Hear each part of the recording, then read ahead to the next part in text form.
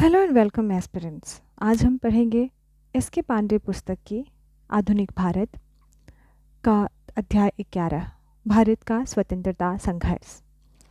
ये हमारा पार्ट 1 होगा स्वतंत्रता संघर्ष का। हम इसी तरीके से मॉडर्न इंडिया के सारे चैप्टर को कवर करेंगे। बट ये जो भारत का स्वतंत्रता संघर्ष है ये बहुत ही इम्पॉर्टेंट पार्ट है इस पूरे किताब का। ज़्यादातर क्वेश्चन या तो बीपीएससी या यूपीपीसीएस या यूपीएससी या किसी भी पीसीएस, किसी भी एसएससी, सभी एग्ज़ाम के लिए बहुत ज़्यादा इम्पॉर्टेंट होता है। आप किसी भी पार्ट को पढ़ें, बट भारतीय स्वतंत्रता संग्राम एक बहुत ही महत्वपूर्ण रोल प्ले करता है। तो आइए हम शुरू करते हैं बिना किसी देरी के। तो 15 अगस्त 1947 को भारत की ब्रिटिश शासन से मुक्ति एक कठिन संग्राम का परिणाम थी। कब? 15 अगस्त 1947। विभिन्न अवस्थाओं से गुजरने के बाद पूरा हुआ था। अंग्रेजी शासनकाल के अंतर्गत विभिन्न कारणों से भारतीय जनता में राष्ट्रीय जागृति की भावना का उदय हुआ। ब्रिटिश शासन के विरुद्ध प्रतिक्रिया और उसे उखाड़ फेंकने के विचार में ही स्वतंत्रता आंदोलन का बीज निहित है। क्या कह रहा है कि ब्रिटिश शासन के विरुद्ध जो प्रतिक्रिया हुई और उसे उखाड़ फेंकने का जो विचार हम भारतीयों के मन में आया, वहीं से स्वतंत्रता आंदोलन का बीज उभरा है, यानी निकला है, यानी अंकुरित हुआ है। भारत के स्वतंत्रता आंदोलन के वास्तविक स्वरूप को समझने के लिए इसे 3 चरणों में बांटा जा सकता है। कितने चरणों में? 3 चरणों में हम इसे बांट सकते हैं। पहला है प्रथम चरण 1885 से 1905 ईस्वी। तो आपको यह ध्यान देना चाहिए कि 1885 से 1905 ईस्वी क्यों कह रहा है, क्योंकि 1885 में भारतीय राष्ट्रीय स्वतंत्रता संग्राम की अगर बात करें तो भारतीय राष्ट्रीय कांग्रेस की स्थापना 1885 ईस्वी में हुई थी और 1905 ईस्वी में बंगाल का विभाजन हुआ था। तो कांग्रेस की स्थापना से लेकर बंगाल विभाजन तक के बीच के समय को प्रथम चरण कहा जाता है। वहीं अगर हम दूसरे चरण की बात करें तो दूसरे चरण जो है 1905 से 1919 ईस्वी तक चला था। द्वितीय चरण 1905 से 1919 ईस्वी तक चला था। अगर हम तृतीय चरण की बात करें तो 1919 से 1947 ईस्वी तक चला था। तो द्वितीय चरण क्या था, यानी बंगाल विभाजन से लेकर 1919 का एक्ट आया था, भारत शासन अधिनियम 1919 आया था, जिसमें सांप्रदायिक जिसमें ये आया था लॉर्ड चैम्सफोर्ड के समय में। तो वहाँ तक हम देखेंगे। फिर 1919 से 1947 तक, यानी कि भारतीय स्वतंत्रता तक, हमें आज़ादी मिलने तक का समय जो है वो तृतीय चरण के उसमें आता है। तो हम पढ़ते हैं अभी फ़िलहाल 1885 से 1905 ईस्वी के बारे में। प्रथम चरण में भारतीय राष्ट्रीय कांग्रेस की स्थापना हुई, देखा आपने, परंतु लक्ष्य अस्पष्ट था, यानी हमें पता ही नहीं था, यानी इंडियन नेशनल कांग्रेस को यह पता ही नहीं था कि हमें करना क्या है। हमने इंडियन नेशनल कांग्रेस की स्थापना तो कर ली, बट हमें किस दिशा में जाना है, हमारा विचार क्या हो, हम कैसे अपने चीज़ों को आगे बढ़ाएं, हमारी जो अंग्रेज़ों के प्रति जो शोषण की नीति जो बढ़ रही थी उससे हम कैसे छुटकारा पाएं, ये लक्ष्य नहीं था, दिशा और दशा तय नहीं थी। इस समय आंदोलन का प्रतिनिधित्व जो थे बुद्धिजीवी मध्यम वर्ग के लोग कर रहे थे, जो थोड़े से बुद्धिजीवी थे और ये मिडिल क्लास फैमिली थे। यह वर्ग पश्चिम की उदारवादी और अतिवादी विचारधारा से प्रभावित था। अब है द्वितीय चरण। द्वितीय चरण जो है 1905 से 1919 ईस्वी। द्वितीय चरण में भारतीय राष्ट्रीय कांग्रेस काफ़ी परिपक्व हो गई थी। जो भारतीय राष्ट्रीय कांग्रेस 1885 ईस्वी से 1905 ईस्वी तक उसकी दशा, दिशा और विचार तय नहीं थे, लक्ष्य अस्पष्ट थे, अब वह परिपक्व हो चुकी थी, क्योंकि वो कई सारे थपेड़ों को खाते हुए जब वो आगे बढ़ रही थी तो उसे एक नए विचार आ रहे थे, उससे एक नए एक्सपीरियंस आ रहे थे उसे, तथा इसके लक्ष्य और उद्देश्य अब स्पष्ट हो चुके थे। कांग्रेस के इस मंच से भारतीय जनता के सामाजिक, आर्थिक, राजनीतिक एवं सांस्कृतिक विकास के लिए प्रयास शुरू किए गए। इस चरण में कांग्रेस ने अपना लक्ष्य स्वराज रखा। इम्पॉर्टेंट है, आप ध्यान देना। किस चरण में? द्वितीय चरण में। किसने रखा? कांग्रेस ने अपना लक्ष्य क्या रखा? स्वराज रखा। इस दौरान कुछ उग्रवादी विचारधारा वाले संगठनों ने ब्रिटिश साम्राज्य को समाप्त करने के लिए पश्चिम के ही क्रांतिकारी ढंग का प्रयोग किया। क्रांतिकारी ढंग अगर पश्चिम की बात करें तो पश्चिम में बहुत सारे वे थे, रूस की क्रांति, नेपल्स का युद्ध, फ्रांसीसी क्रांति, ये सब, तो उसी का प्रयोग इन्होंने किया और इन्होंने फिर आज़ादी प्राप्त करने का विश्वास उनमें ऐसा था कि हम इस तरीके से अगर करते हैं तो हमें भी आज़ादी मिल जाएगी। अभी तृतीय चरण जो था 1919 से 1947 ईस्वी तक था। यह चरण गांधी युग के नाम से जाना जाता है। ध्यान रहे कि भारतीय राष्ट्रीय स्वतंत्रता संग्राम तो इम्पॉर्टेंट है ही, उसमें भी सबसे ज़्यादा इम्पॉर्टेंट है गांधी युग यानी गांधीयन मूवमेंट। इनका एक एक मूवमेंट भारतीय स्वतंत्रता के लिए लकीर साबित हुई है, मील का पत्थर साबित हुआ है। इस चरण में कांग्रेस ने अपना लक्ष्य डोमिनियन स्टेट्स रखा, पूर्ण स्वराज रखा। अपना लक्ष्य क्या रखा? डोमिनियन स्टेट्स एवं पूर्ण स्वराज रखा।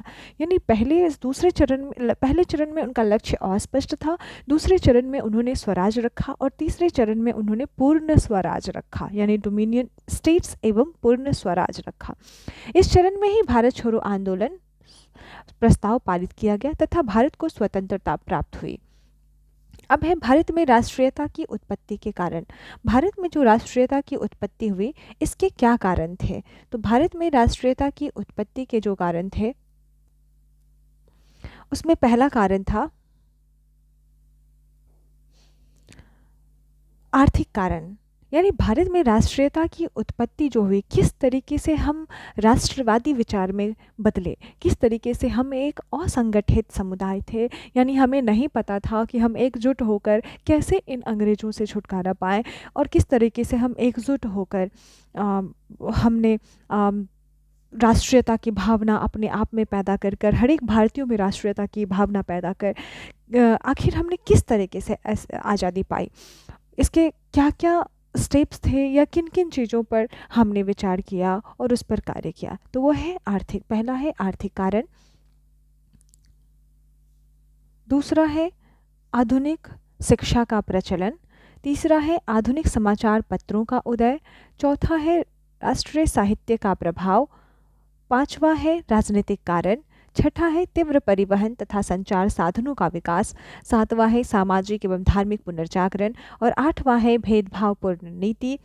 9 शासकों का प्रजातिगत अहंकार। 10 लॉर्ड लीटन की प्रतिक्रियावादी नीतियाँ। 11 इल्वर्ट बिल विवाद। इस तरीके से हम जानेंगे कि राष्ट्रीयता की उत्पत्ति के क्या क्या कारण थे। इन सभी कारणों को हम डिटेल से अभी पढ़ेंगे आपके साथ शब्दशः। तो पहला कारण था, शुरू करते हैं, भारत की राष्ट्रीयता की उत्पत्ति के कारण। भारत में संगठित राष्ट्रीय आंदोलन 19वीं शताब्दी के उत्तरार्ध में प्रारंभ हुआ। मुख्य रूप से साम्राज्यवाद की नीतियों की चुनौतियों के प्रत्युत्तर में भारतीयों ने एक राष्ट्र के रूप में सोचना प्रारंभ किया। भारत में राष्ट्रीय भावना के विकास के लिए स्वयं ब्रिटिश शासन ने आधार तैयार किया। यानी हमने जो राष्ट्रीयता की भावना उत्पत्ति की, हर भारतीयों में जो राष्ट्रीयता की भावना आए, इसका आधार किसने तैयार किया? स्वयं ब्रिटिशर्स ने ही तैयार किया। उसके द्वारा किए गए अत्याचारों ने ही हमें एकजुट होने को मजबूर कर दिया और ये हमारे लिए लाभदायक सिद्ध हुआ। इस राष्ट्रीयता के उदय के विभिन्न कारण निम्नलिखित हैं। तो पहला है आर्थिक कारण।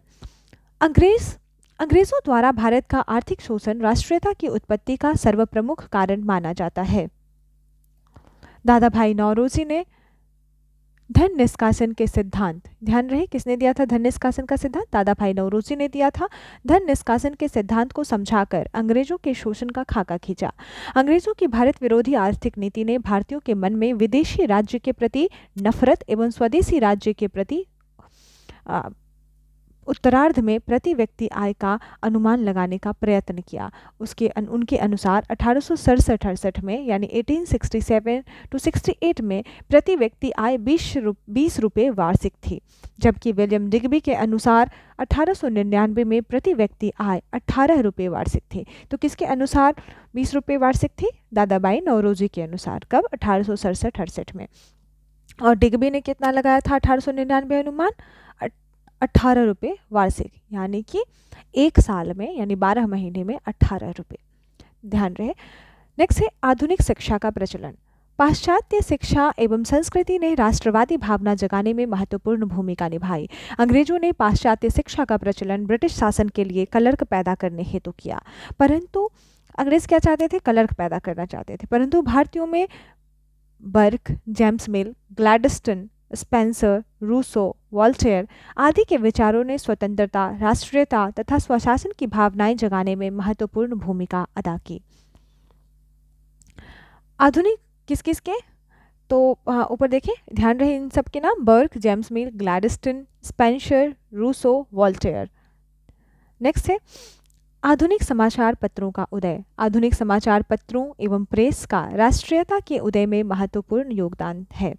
भारत के राजा राम मोहन राय, भारत के कौन थे? राजा राम मोहन राय राष्ट्रीय प्रेस की नींव रख डाली। उन्होंने संवाद कौमुदी यानी बंगाल में, मिरातुल अखबार फारसी में, मिरातुल अखबार इन्होंने लिखा था फारसी भाषा में, और संवाद कौमुदी इन्होंने लिखा था बंगाली में, जैसे समाचार पत्रों का संपादन कर भारत में राजनीतिक स्वतंत्रता यानी राजनीतिक जागरण की दिशा में प्रथम प्रयास किया। 1859 में यानी 1859 में राष्ट्रवादी भावना से ओतप्रोत साप्ताहिक पत्र सोमप्रकाश का किसने किया था संपादन? ईश्वर चंद्र विद्यासागर। ध्यान रहे, ईश्वर चंद्र विद्यासागर। इसके अतिरिक्त बंगदूत, अमृत बाजार पत्रिका, ये अमृत बाजार पत्रिका किनका था? शिशिर कुमार घोष का। केसरी किनका? तिलक का। मराठा भी तिलक का था। हिंदू, पाइनियर, ये पाइनियर जो था अंग्रेजों का समर्थक था, यानी कि ये अंग्रेजों के उसकी बातें करता था। पाइनियर जनरली उनके समर्थन में बातें करता था। मराठा तिलक का, इंडियन मिरर आदि इन ब्रिटिश हुकूमत की गलत नीतियों की आलोचना कर भारतीयों में राष्ट्रवाद की भावना जगाई। हालांकि हम पढ़े हुए हैं पहले चैप्टर में भी, किसी चैप्टर में पूर्व में भी हम अध्ययन कर चुके हैं निम्नलिखित समाचार पत्रों के बारे में। अब है राष्ट्रीय साहित्य का प्रभाव। तो भारतीय स्वतंत्रता में राष्ट्रीय साहित्य का भी, राष्ट्रवाद की भावना के उजागर में यानी कि उत्पत्ति में राष्ट्रीय साहित्य का भी एक महत्वपूर्ण प्रभाव रहा। राष्ट्रीय साहित्य का प्रभाव। राष्ट्रीय साहित्य भी राष्ट्रीयता की उत्पत्ति के लिए एक प्रमुख कारण है। आधुनिक खड़ी बोली के पितामह भारतेंदु हरिश्चंद्र थे। खड़ी बोली के पितामह भारतीय हरिश्चंद्र 1876 में लिखे अपने नाटक भारत दुर्दशा। मैं जितने भी इम्पोर्टेंट पॉइंट हैं उसको हाईलाइट कर दे रही हूँ, आप इस पर ज़रूर ध्यान देना, आप उसको अपने जहन में रखना। तो भारत दुर्दशा में अंग्रेज़ों की भारत के प्रति आक्रामक नीति का उल्लेख किया। इस क्षेत्र में हरिश्चंद्र के अतिरिक्त प्रताप नारायण मिश्र, बालकृष्ण भट्ट, बद्री नारायण चौधरी आदि भी आते हैं। उनकी रचनाएं देश प्रेम से ओतप्रोत थीं। अन्य भाषाओं जैसे उर्दू में मोहम्मद हुसैन, अल्ताफ हुसैन हाली, बंगाली में बंकिम चंद्र चटर्जी, मराठी में चिपलूनकर, गुजरात में नर्मद, तमिल में सुब्रमण्यम भारती आदि की रचनाओं में देश प्रेम की भावनाएं मिलती हैं। बंकिम चंद्र चटर्जी ने हमारा लिखा ही है वंदे मातरम। तो इस तरीके से हमें क्या मिलती, इन्होंने भी, इन सब ने मिलकर भी हमारी राष्ट्रीयता की उत्पत्ति में हमें जागरूक किया। और इन सब के समाचार पत्र, इनके साहित्य, आर्थिक कारण, सामाजिक कारण, राजनीतिक कारण, ये सभी मिलकर हमें एकजुट होने में लाभ किया। अब है राजनीतिक कारण। अंग्रेज़ों में के भारत में आने से पहले यहाँ राजनीतिक एकीकरण का अभाव था। क्या था? अंग्रेज जब भारत आए थे तो एकीकरण नहीं था। मुगल सम्राट औरंगजेब की मृत्यु के बाद भारतीय राज्य की सीमाएं छिन्न भिन्न हो गई थी, परंतु अंग्रेजी साम्राज्य की स्थापना से अंग्रेजी साम्राज्य जब स्थापना हुई तो भारत का पुनः राजनीतिक एकीकरण हुआ। इसके परिणाम स्वरूप राष्ट्रीयता के उदय में सहायता मिली। अब है तीव्र परिवहन तथा संचार साधनों का विकास। रेल, डाक, तार आदि संचार साधनों के विकास ने भी भारत में राष्ट्रीयता की जड़ों को मजबूत किया। हालांकि आरंभ में ये रेल, डाक, तार ये सब अंग्रेज़ अपनी सुविधा के लिए लाए थे, परंतु उन्हें नहीं पता था कि जिस गड्ढे को हम खोद रहे हैं उसकी वो गड्ढा मेरी ही कब्र बनने वाला है। तो वो कहते हैं ना कि दूसरों की कब्र खोदोगे तो खुद ही उसमें जाओगे, तो वही चीज़ अंग्रेज़ों के लिए हुआ। आदि संचार साधनों के विकास ने भी भारत में राष्ट्रीयता की जड़ों को मजबूत किया। रेलवे ने इसमें मुख्य भूमिका का निर्वाह किया। कार्ल मार्क्स ने लिखा है, किसने? कार्ल मार्क्स ने लिखा है कि रेलवे राष्ट्रीयता के उत्थान में सहायक होगी।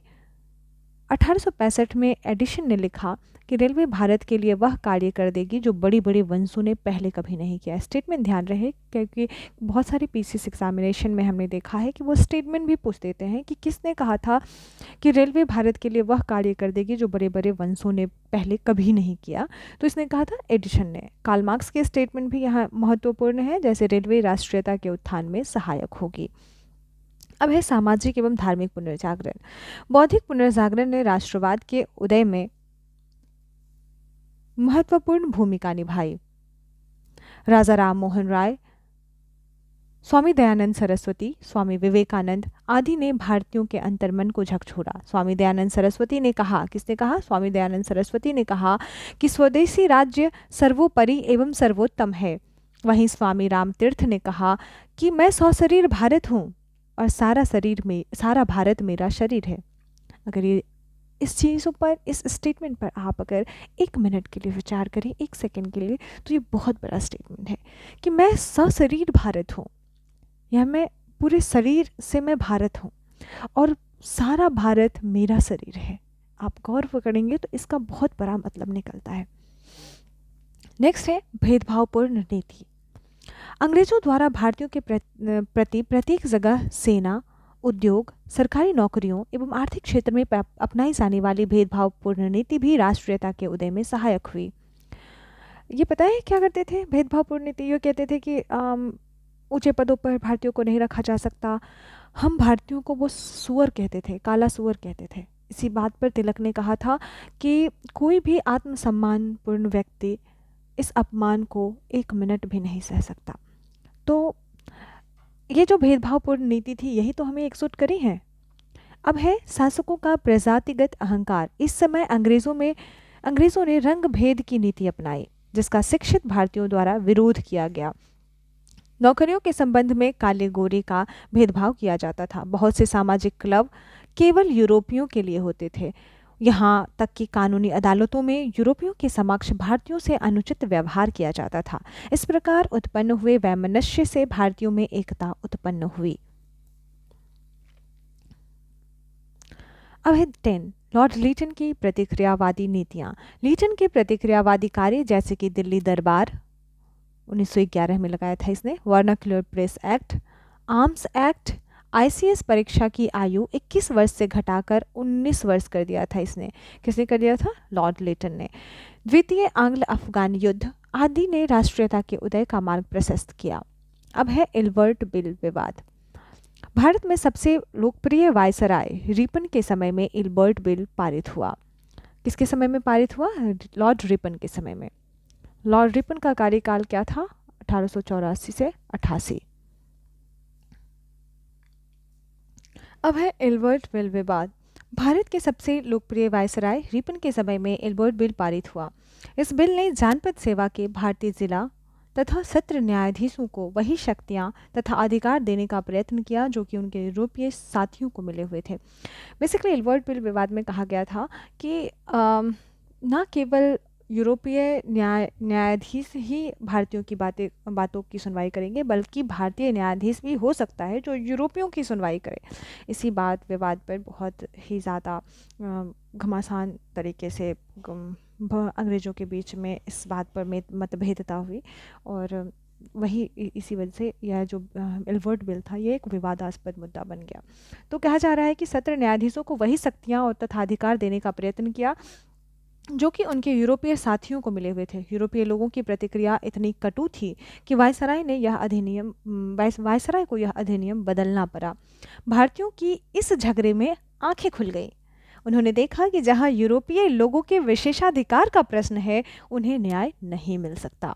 दूसरे यह भी अनुभव हुआ कि संगठित आंदोलन का क्या प्रभाव हो सकता है, कि अगर हम लोग संगठित हो जाएंगे तो इसका प्रभाव, इसका परिणाम बहुत ही विस्मयकारी होगा। तो इस वजह से इन सारी चीज़ों ने, इन सारी घटनाओं ने उन्हें एकजुट होने के लिए, एकीकृत होने के लिए प्रेरित किया। अब है भारतीय राष्ट्रीय कांग्रेस की स्थापना से पहले महत्वपूर्ण जो संस्थाएं थी उसके बारे में हम जानेंगे।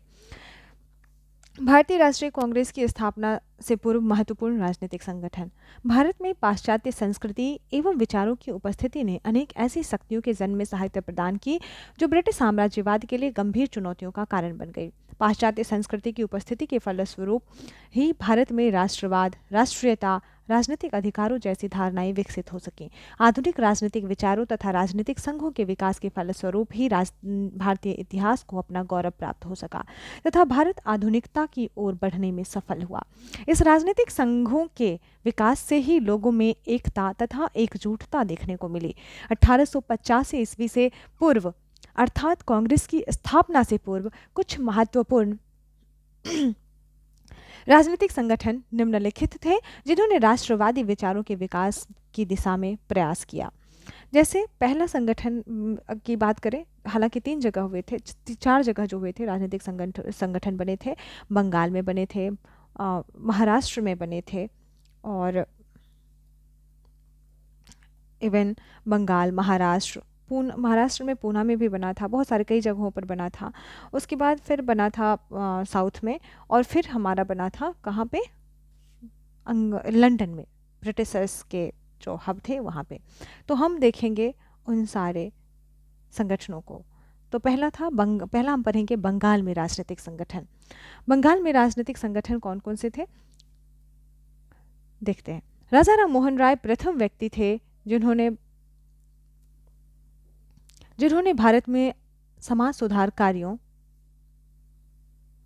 का राजनीतिक शुभारंभ किया। भारतीयों की शिकायतों की ओर अंग्रेजों का ध्यान आकर्षित करने का प्रयत्न किया और समाधान मांगा। राजा राम मोहन राय पाश्चात्य विचारों से बहुत अधिक प्रभावित थे। सार्वभौमिकता से ओतप्रोत राजा राम मोहन राय ने समाचार पत्रों की स्वतंत्रता, सिविल न्यायालयों में भारतीयों की नियुक्ति, उच्च पदों आदि की मांग की। परिणाम स्वरूप 1833 ईस्वी के चार्टर एक्ट में कुछ उदारवादी धाराएं देखने को मिलती हैं। 1830 ईस्वी के दशक में राष्ट्रीय जागरण की भावनाओं के बीजारोपण में हेनरी विवियम डिरोजियो का नाम प्रसिद्ध है। उनके अनुयायी डिरोजियन कहलाते थे। डिरोजियन हिंदू कॉलेज कलकत्ता में अध्यापक थे। कहाँ थे? हिंदू कॉलेज, कलकत्ता का जो हिंदू कॉलेज थे वहाँ पे अध्यापक थे, प्रिंसिपल थे। उन्होंने एक समाचार पत्र द ईस्ट इंडियन का प्रकाशन भी शुरू किया, लेकिन राजनीतिक सुधारों के लिए आंदोलन जारी रखने के लिए केवल प्रेस एवं मंच ही पर्याप्त न थे, इसलिए देश के विभिन्न भागों में संगठनों की स्थापना की गई। पहला है बंग भाषा प्रकाशक सभा। बंग भाषा प्रकाशक सभा के बारे में हम पढ़ते हैं, जो बंगाल में स्थापित हुई थी।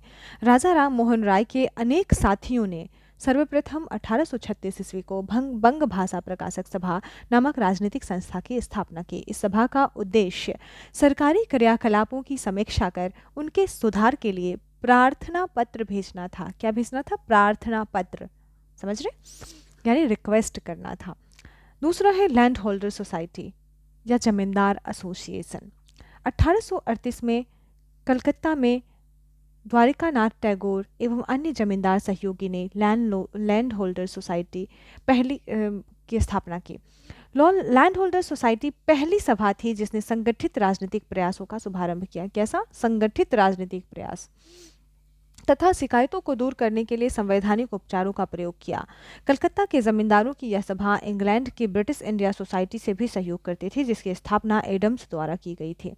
लैंड होल्डर सोसाइटी के भारतीय नेताओं द्वारिकानाथ टैगोर, राजा राधाकांत देव, प्रसन्न कुमार ठाकुर, राजा कालीकृष्ण आदि सभी जमींदार थे। ये सब क्या थे? जमींदार थे।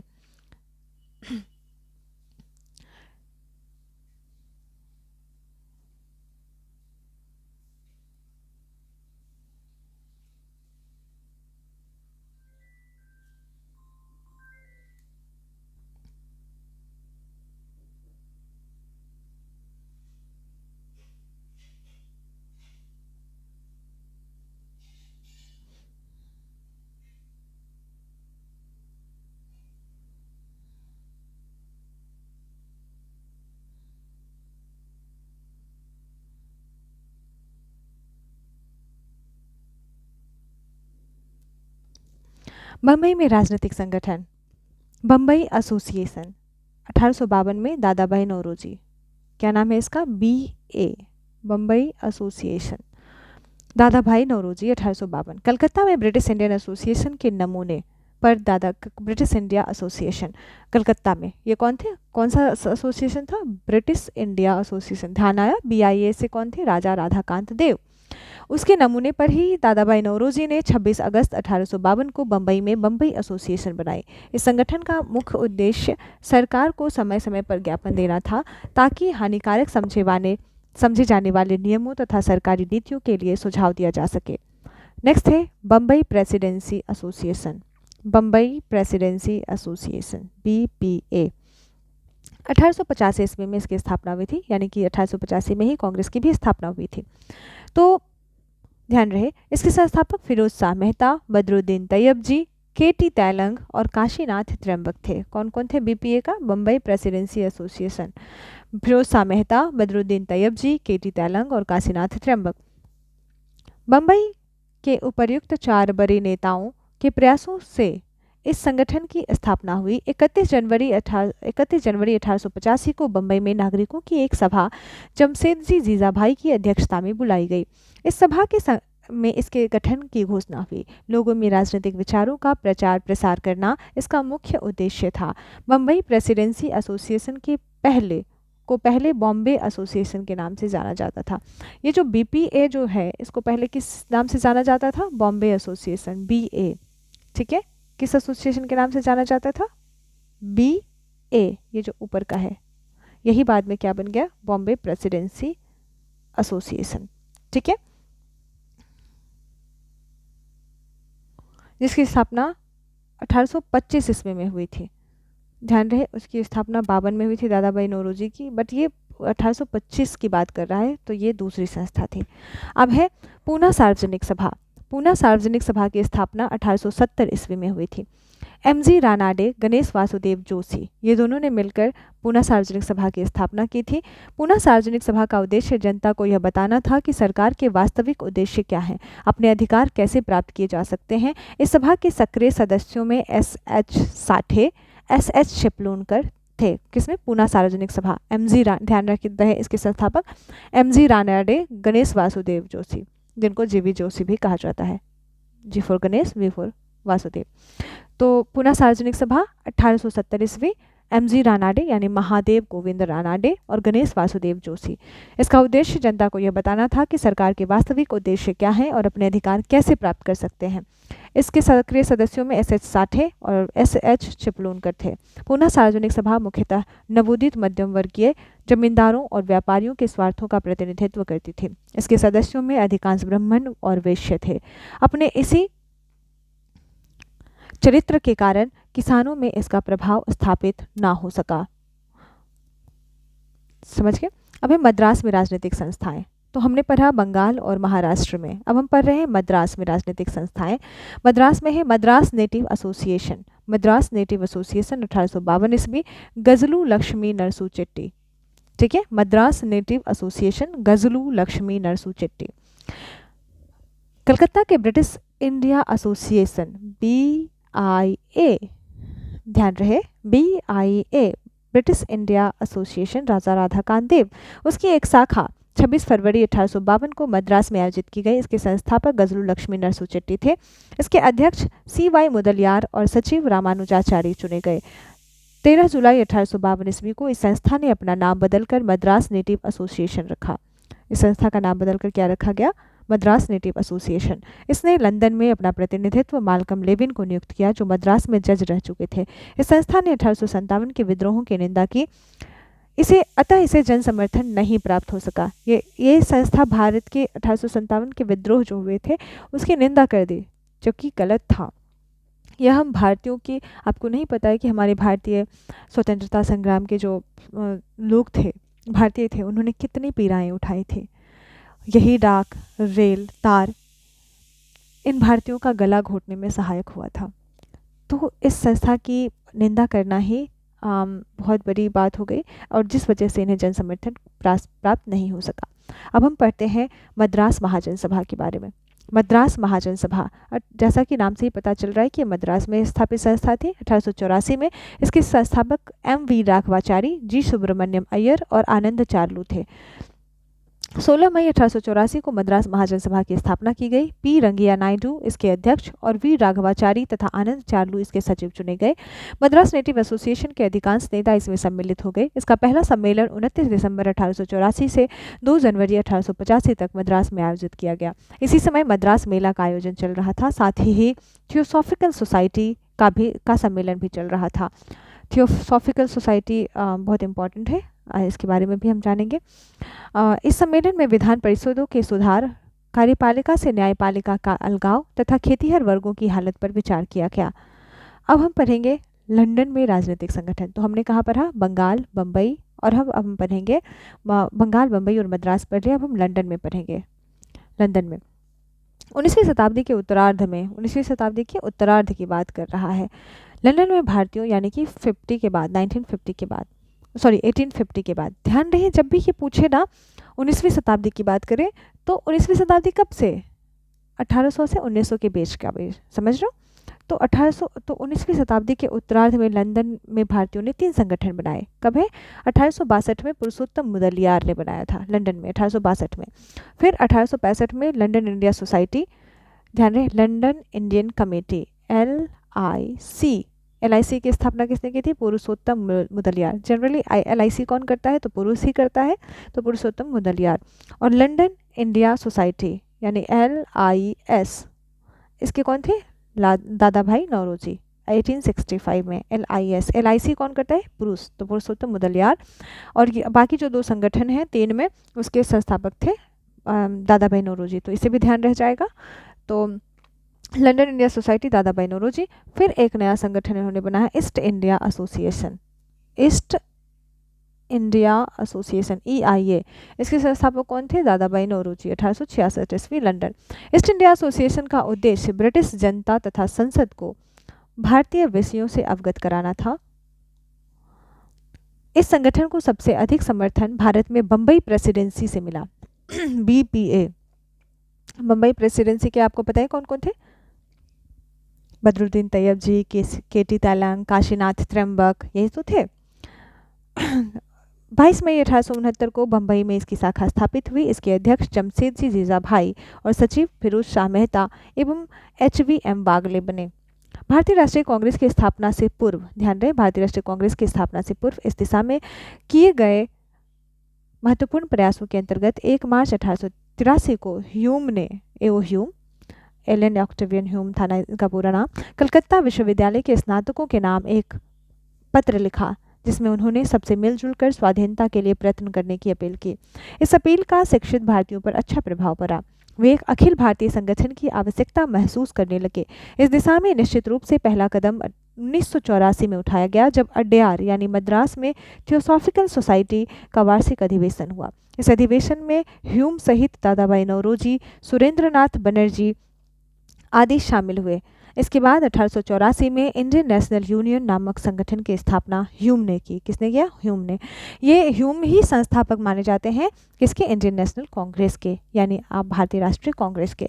इस संगठन की स्थापना का प्रमुख उद्देश्य देश की सामाजिक समस्याओं के संबंध में विचार विमर्श करना था। मई 1885 ईस्वी को ह्यूम शिमला पहुंचे। कब पहुंचे? मई 1885 में। और इसकी कांग्रेस की स्थापना कब हुई थी? कांग्रेस की स्थापना हुई थी 1885 के दिसंबर में। तो मई 1885 में कांग्रेस कहाँ पहुंचे? ह्यूम कहाँ पहुंचे? शिमला पहुंचे। तथा नई वायसराय डफरिन से उन्होंने मिला, क्योंकि जब कांग्रेस की स्थापना हुई थी उस समय वायसराय डफरिन ही था।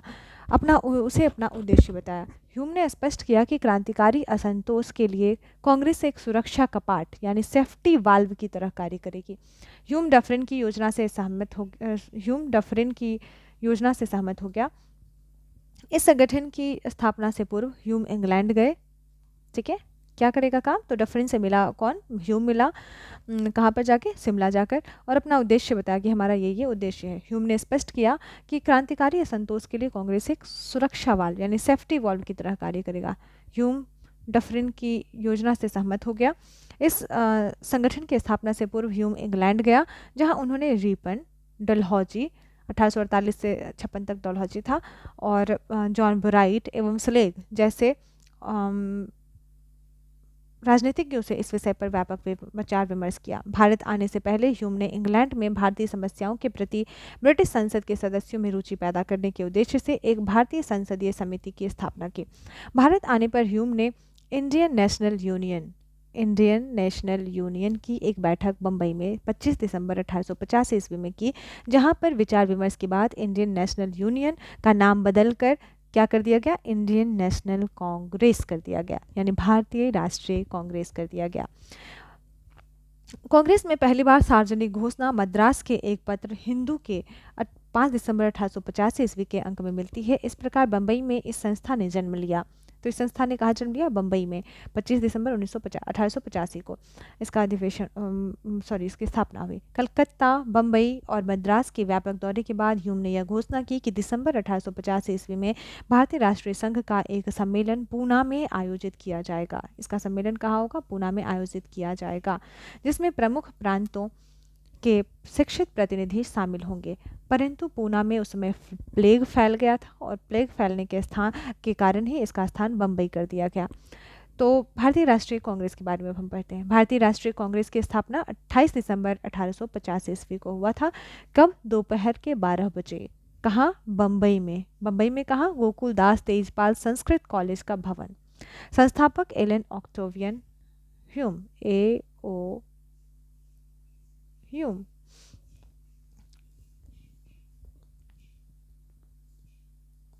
अध्यक्ष कौन थे, व्योमेश चंद्र बनर्जी। प्रतिनिधियों की संख्या कितनी थी, 72। महत्वपूर्ण सदस्य दादा भाई नौरोजी, फिरोज शाह मेहता, दीनसा एदलजी वाचा या दिनसा ए वाचा कहा जाता है इन्हें, काशीनाथ तेलंग, वीर राघवाचारी, N.G. चंद्रावरकर, S. सुब्रमण्यम आदि थे। कांग्रेस शब्द जो है उत्तरी अमेरिका से लिया गया है। अभी भी उसके सेनेट को कांग्रेस कहा जाता है अमेरिका में, और जिसका अर्थ है लोगों का समूह। कांग्रेस का प्रथम अधिवेशन 28 दिसंबर से 31 दिसंबर 1885 को बंबई के ग्वालियर टैंक स्थित गोकुलदास तेजपाल संस्कृत कॉलेज में हुआ, जहां पे ही इसकी स्थापना हुई थी। प्रारंभ में इसका नाम भारतीय राष्ट्रीय संघ था, यानी इंडियन नेशनल यूनियन, जो हमने बताया है। बाद में दादा भाई नौरोजी के सुझाव पर, ये वयोवृद्ध नेता कहा जाता था दादा भाई नौरोजी को, इसका नाम बदलकर भारतीय राष्ट्रीय कांग्रेस कर दिया गया। कांग्रेस के प्रथम अधिवेशन में ज्यादातर नेता जो थे वो क्या थे, वकील एवं पत्रकार थे। बंबई के पहले अधिवेशन में शामिल हुए कुल 72 प्रतिनिधियों में बंबई प्रेसिडेंसी से 38 सदस्य, मद्रास से 21 सदस्य, बंगाल से 3, उत्तर प्रदेश और अवध से 7 तथा पंजाब से 3 सदस्य सम्मिलित हुए। पहले अधिवेशन के अध्यक्ष व्योमेश चंद्र बनर्जी थे। अध्यक्ष कौन थे, व्योमेश चंद्र बनर्जी, इनको कहा जाता है W.C. बनर्जी भी कहा जाता है। जबकि सचिव इसके कौन थे, A.O. ह्यूम। इसका उद्देश्य क्या था, तो कांग्रेस के प्रथम सम्मेलन में निम्नलिखित प्रमुख उद्देश्य बताए गए। पहला, देश हित की दिशा में प्रयत्नशील भारतीयों के बीच परस्पर समन्वय स्थापित कर मित्रता को प्रोत्साहित करना। तो पहला क्या था, मित्रता को स्थापित करना। दूसरा था, देश में व्याप्त धर्म, वंश, प्रांत संबंधी विवादों को समाप्त कर राष्ट्रीय एकता की भावना। तो मित्रता, एकता। फिर क्या था, शिक्षित वर्ग की सहमति से आवश्यक सामाजिक विषयों पर विचार विमर्श करके भविष्य में भारतीय जन कल्याण के लिए नीति निर्धारित करना। जन कल्याण के लिए क्या करना है, नीति का निर्माण करना। भारत के प्रति अन्यायपूर्ण परिस्थितियों को खत्म करके भारत और ब्रिटेन के संबंधों को घनिष्ठ बनाना। किसके, भारत और ब्रिटेन के संबंधों को अच्छा बनाना है। जनता की मांगों का सूत्रीकरण करना है और उनका प्रस्तुतिकरण करना। भारत के उन सभी वर्गों और समुदायों को एकत्रित करके उनमें एक राष्ट्र की भावना उत्पन्न करना। फिर से ये एकता की बात कर रहा है। तो क्या क्या था इसमें, परस्पर, तो पहला क्या था, मित्रता, देश में मित्रता बढ़ाना, एकता की भावना को प्रोत्साहित करना, जन कल्याण के लिए नीति बनाना, भारत और ब्रिटेन के संबंधों में मधुरता लाना, जनता की मांगों का सूत्रीकरण और प्रस्तुतिकरण करना, सभी समुदायों को एकत्रित करके एक राष्ट्र की भावना को प्रेरित करना या उत्पन्न करना। मिस्टर ह्यूम यह चाहते थे कि कांग्रेस जो है आयरलैंड के गृह स्वशासन आंदोलन की भांति ही अपना कार्य करे। आयरलैंड में गृह स्वशासन था, यानी कि जो मेन मुद्दे थे, प्रमुख मुद्दे थे, यानी जो विदेश नीति, ये सारे मुद्दे जो थे वो ब्रिटिश देखती थी, ब्रिटिशर्स संस्था देखती थी, और बाकी उनके राज्य में जो है ब्रिटिशर्स कम ही हस्तक्षेप करते थे, यानी गृह स्वशासन की बात करते थे। जबकि आयरलैंड की तरह ही चाहते थे कि कांग्रेस भी यही कार्य करे, जो केवल आंतरिक स्वशासन की मांग करे, ब्रिटेन के स्वामित्व को स्वीकार करता हो और अपने ऊपर ब्रिटेन का शासन स्वीकार करता हो। प्रस्ताव, यह सम्मेलन में कुल 9 प्रस्तावों के द्वारा कांग्रेस ने अपनी मांगे सरकार के सम्मुख प्रस्तुत की। भारतीय शासन विधान की जांच के लिए एक रॉयल कमीशन को नियुक्त किया गया। इंग्लैंड में कार्यरत इंडिया काउंसिल को समाप्त किया गया। प्रांतीय तथा केंद्रीय व्यवस्थापिका का विस्तार किया जाए तथा परिषद में मनोनीत सदस्यों के स्थान पर चुने हुए प्रतिनिधि सम्मिलित किए जाए। कहाँ? परिषद में। मनोनीत नहीं होने चाहिए, वो चुने हुए होने चाहिए। इंडियन सिविल सर्विस परीक्षा का आयोजन भारत एवं इंग्लैंड दोनों स्थानों पर किया जाए। 1923 में हालांकि स्टार्ट कर दिया गया था। अब हम पढ़ते हैं आगे। साथ ही उम्र की अधिकतम सीमा 19 वर्ष से बढ़ाकर 23 वर्ष की जाए। लीटन ने उसको घटाकर 19 वर्ष कर दिया था। अब है सैन्य व्यय में कटौती की जाए, सेना का जो व्यय है उसमें कटौती किया जाए। इंग्लैंड से आयात किए गए कपड़ों के आयात पर टैक्स लगाया जाए। बर्मा, जिस पर अधिकार कर लिया गया है और उसकी काफ़ी आलोचना हो रही थी, उसको अलग किया जाए और प्रस्तावों को सभी प्रदेशों की राजनीतिक संस्थाओं को भेजा जाए जिससे वे इसके क्रियान्वयन की मांग कर सकें। कांग्रेस का अगला सम्मेलन कलकत्ता में बुलाया जाए। अगला सम्मेलन कहाँ हो? अभी तो बम्बई हुआ था, अगला सम्मेलन कहाँ हो? कलकत्ता में बुलाया जाए। भारतीय राष्ट्रीय कांग्रेस की स्थापना पर विभिन्न विद्वानों ने अपना मत प्रकट किया। तो आइए देखते हैं किन किन विद्वानों ने क्या क्या मत प्रकट किया। लाला लाजपत राय ने कहा कि ने अपनी पुस्तक यंग इंडिया में लिखा कि भारतीय राष्ट्रीय कांग्रेस की स्थापना का मुख्य कारण यह था कि इसमें संस्थापकों की उत्कंठा ब्रिटिश साम्राज्य को छिन्न भिन्न होने से बचाने की थी। किसने कहा? लाला लाजपत राय ने। ह्यूम के जीवनीकार जो थे, बायोग्राफी लिखे थे उन्होंने ह्यूम का, वो कौन थे? वेडरबर्न। उन्होंने लिखा है कि भारत में असंतोष की बढ़ती हुई शक्तियों से बचने के लिए एक अभय द्वीप यानी सेफ्टी वाल्व की आवश्यकता थी, जो कांग्रेसी आंदोलन से बढ़कर अभय द्वीप और कांग्रेसी आंदोलन से बढ़कर अभय द्वीप कोई दूसरी चीज़ नहीं हो सकती। वहीं रजनी पाम दत्त ने लिखा था अपनी पुस्तक इंडिया टुडे में कि शिशु कांग्रेस की स्थापना ब्रिटिश सरकार की एक पूर्व निश्चित गुप्त योजना के अनुसार की गई। एनी बेसेंट ने लिखा कि राष्ट्रीय कांग्रेस का जन्म मातृभूमि की रक्षा हेतु 17 प्रमुख भारतीयों तथा ह्यूम के द्वारा हुआ। ध्यान रहे, ये सारे ही स्टेटमेंट महत्वपूर्ण हैं, इन्हें ध्यान में रखें। लाला लाजपत राय ने यंग इंडिया में लिखा था कि कांग्रेस, भारतीय राष्ट्रीय कांग्रेस की स्थापना का मुख्य कारण क्या था? ब्रिटिश संस्थापकों की उत्कंठा ब्रिटिश साम्राज्य को छिन्न भिन्न होने से बचाने की थी। वहीं ह्यूम के जीवनीकार वेडरबर्न थे, उन्होंने क्या लिखा था कि भारत में जो असंतोष है और उससे बचने के लिए ब्रिटिशर्स के लिए ये जो भारतीय राष्ट्रीय कांग्रेस है एक सेफ्टी वाल्व की तरह कार्य करेगा और इससे बड़ा सेफ्टी वाल्व कोई दूसरा चीज़ हो ही नहीं सकता। रजनी पामदत्त ने अपनी पुस्तक इंडिया टुडे में लिखा कि शिशु कांग्रेस की स्थापना ब्रिटिश सरकार की एक पूर्व निश्चित गुप्त योजना है जो पहले से ही सोची समझी गई थी। एनी बेसेंट ने लिखा कि कांग्रेस का जन्म मातृभूमि की रक्षा हेतु 17 प्रमुख भारतीयों तथा ह्यूम के द्वारा हुआ। अब है भारतीय राष्ट्रीय कांग्रेस के संस्थापक जो थे एलन ऑक्टेवियन ह्यूम, उनके बारे में जानते हैं। एलन ऑक्टेवियन ह्यूम स्कॉटलैंड के निवासी थे। कहाँ के थे? स्कॉटलैंड के। इंडियन सिविल सर्विसेज में ह्यूम ने काफ़ी वर्षों तक कई महत्वपूर्ण पदों पर कार्य किया। 1885 में वे भारतीय राष्ट्रीय कांग्रेस के महामंत्री पद पर नियुक्त हुए तथा इस पद पर उन्होंने 1906 ईस्वी तक कार्य किया। 1912 ईस्वी में इनकी मृत्यु के बाद कांग्रेस ने इन्हें अपना जन्मदाता एवं पिता घोषित किया। कब मृत्यु हुई थी उनकी? 1912 ईस्वी में। ह्यूम भारतीय राष्ट्रीय कांग्रेस की स्थापना से पूर्व कलकत्ता विश्वविद्यालय के स्नातकों को एक मर्मस्पर्शी पत्र लिखा था जिसका कुछ अंश हम आपके सामने रख रहे हैं। इस प्रकार था कि बिखरे हुए व्यक्ति कितने ही बुद्धिमान तथा अच्छे आश्रय वाले क्यों ना हो, अकेले तो शक्तिहीन ही होते हैं। आवश्यकता है संघ की, संगठन की और कार्रवाई के लिए एक निश्चित और स्पष्ट प्रणाली की। उन्होंने आगे लिखा कि अपने कंधों पर रखा हुआ जुआ तब तक विद्यमान रहेगा जब तक आप इस आपके कंधों पर रखा जुआ जो है वो तब तक विद्यमान रहेगा जब तक आप इस ध्रुव सत्य को समझकर इसके अनुसार कार्य करने को उद्यत न होंगे कि आत्म बलिदान और निस्वार्थ कर्म ही अस्थायी सुख और स्वतंत्रता का अचूक मार्गदर्शक है। 1859 में ह्यूम ने लोकमित्र नाम के समाचार पत्र के प्रकाशन में सहयोग किया। 1870 से 1879 ईस्वी तक उन्होंने भारत सरकार के मंत्री के पद पर कार्य किया। उन्होंने लेफ्टिनेंट गवर्नर के पद को इसलिए अस्वीकार कर दिया क्योंकि इस पद पर रहकर वे भारतीयों के सच्चे मन से सेवा नहीं कर सकते थे। 1850 ईस्वी के बाद लगभग 22 वर्षों तक इन्होंने कांग्रेस में सक्रिय सदस्य की भूमिका निभाई।